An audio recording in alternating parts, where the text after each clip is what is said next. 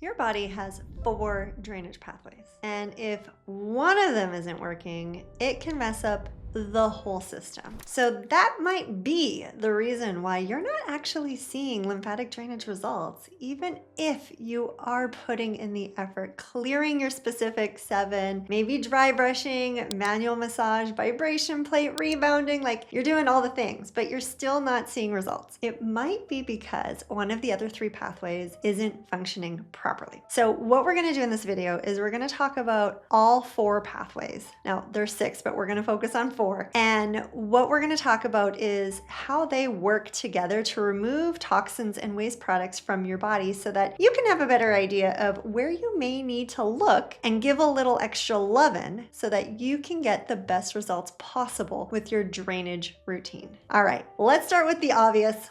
Lymph. Our lymphatic system is the sewage system of the body. It's removing waste products from cellular metabolism, meaning it's literally removing the waste products from your body, just making energy. So blood brings nutrients and oxygen to every tissue, cell, gland, organ in your body, and your tissue, cells, glands, organs, they all use it in order to make energy, to make enzymes, to make hormones, to function. And when it's using those products, it ultimately is creating waste. So what has to happen is your body needs to remove that waste from around the cells. Otherwise, what's going to happen is inflammation is going to rise. And as inflammation goes up, what's going to happen is the breakdown of those cells and tissues is going to happen. And when we break tissues and cells down faster than they're supposed to, we ultimately end up with symptoms, diseases, you name it. Like, we don't want that. So in comes the lymphatic system, and ultimately what happens is it sucks up all of that lymphatic fluid, the waste material, and it returns it to the blood supply. So what happens is, remember, all of your lymphatic fluid drains at your collarbones, and where it goes from here is it gets returned to the blood supply via the subclavian veins. Now, that isn't as important. You just got to know that lymph fluid gets returned to the blood supply after it gets filtered through the lymph nodes. So all lymphatic fluid needs to flow through one lymph node at minimum in order to filter out, inspect, make sure that there's nothing super problematic, especially like viruses, bacteria, pathogens. And if there is, the immune system comes in and breaks it down so that it's not returning it to the blood supply. So once it's broken down, the lymph keeps moving and then it gets returned to the blood supply. All right, so that's how the lymphatic system works. Now, once the lymph is in the blood supply, what happens is the blood then gets shunted or moved to the liver. So the liver is the next step in your drainage pathway. So what's going to happen is the liver is going to be there filtering and breaking down anything that's in the blood. So it's ultimately breaking down toxins like lead and pesticides and glyphosate and air pollutants and water pollutants and medications and excess hormones and literally everything. And it's going to break it down into 2 separate forms of waste per se. One's going to be fat soluble and one's going to be water soluble. The water soluble is going to be returned back to the blood, where it's going to be sent to the kidneys for an additional set of filtration. So the kidneys are then going to filter all of the water soluble waste product, and then it's going to, once it filters it, sends the waste to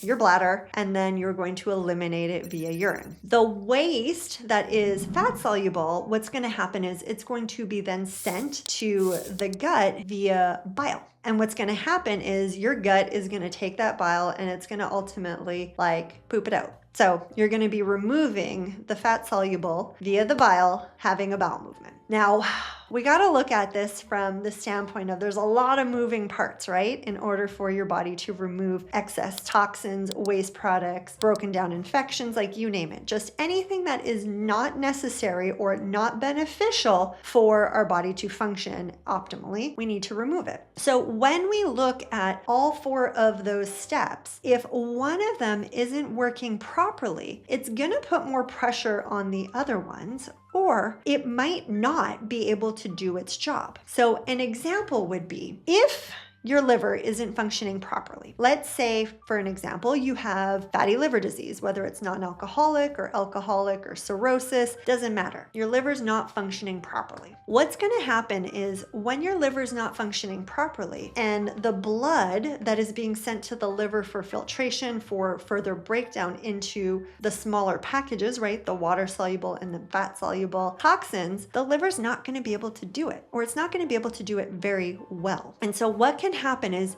things can back up. So what that means is when the liver is not able to process things properly, the liver as a result is going to increase the amount of output, the amount of waste product output via lymphatic fluid. And here's the kicker. Our liver is actually the organ that produces the most amount of lymphatic fluid to begin with. So if our liver is not functioning properly, it's going to make even more lymphatic fluid, which then means our lymph system has to work harder to try and compensate for that increase in the amount of lymphatic fluid that's being produced. So I hope you can see that if the liver is not breaking things down and processing things properly, that it can then back up and cause the lymph system to not function properly. And then if the lymph system's not functioning properly, then it means that it's not getting returned to the blood. So then we could have stagnation and end up with lymphatic systems like across the board. And if you're not sure what those symptoms are, I've done a video talking about symptoms related to lymphatic congestion, so you can go check that out after this video is done. But ultimately, if we know that our liver's not working, we do need to do things to support it. So maybe increasing our bitters, maybe taking something like a milk thistle. And please understand, this is not medical advice. I'm not telling you to specifically do this, but look into this, or maybe even work with somebody that looks at liver function and how to restore liver function so that your drainage pathways can ultimately work. Like you can remove the garbage from your body. So those would be some options. Castor oil packs can be a great option. There's a lot of very simple natural things that can be done to help support liver function.